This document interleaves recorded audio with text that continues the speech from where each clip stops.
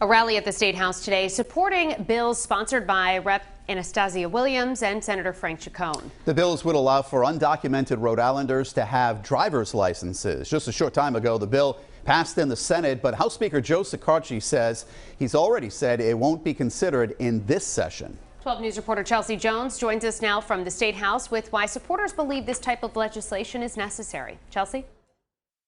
These residents can't get their kids to school, they can't get to work, and they're being deported. All they say they want is to be just like everyone else with the same rights because they too contribute to this community.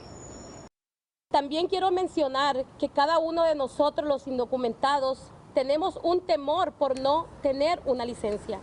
I also want to mention that every single one of us who is undocumented is afraid because we don't have a license. That's why Senator Frank Chacon, Representative Anastasia Williams, and members of various organizations gathered at the State House to advocate for House Bill 5305 and Senate Bill 0190A, which would give driver's licenses to undocumented Rhode Island immigrants. They were in place before, and they need to come back in place again. Here's how the licenses would work. Residents would need insurance, registration, and the license would not double as an ID. It will also cost $50, which Senate members say generates the revenue needed to cover costs.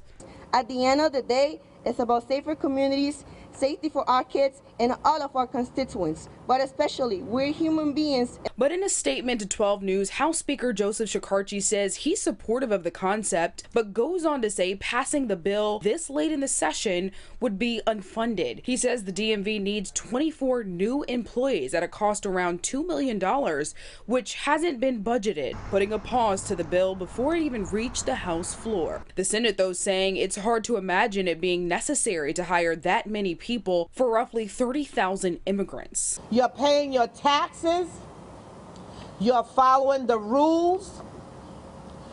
That should not mean that your rights should be removed. The governor giving his support too via a statement sent to us saying it is a good public policy and looks forward to continued partnership with the General Assembly on legislation that works for Rhode Island and its immigrant residents. Supporters of this bill say they will continue to fight for these rights no matter how long it takes, though they believe if this takes another year to get done, it'll be too late. In Providence, I'm Chelsea Jones, 12 News. Also tonight, the state Senate has passed a bill that would give driver's licenses to undocumented immigrants. The vote came hours after a rally outside the State House pushing for lawmakers to pass the legislation.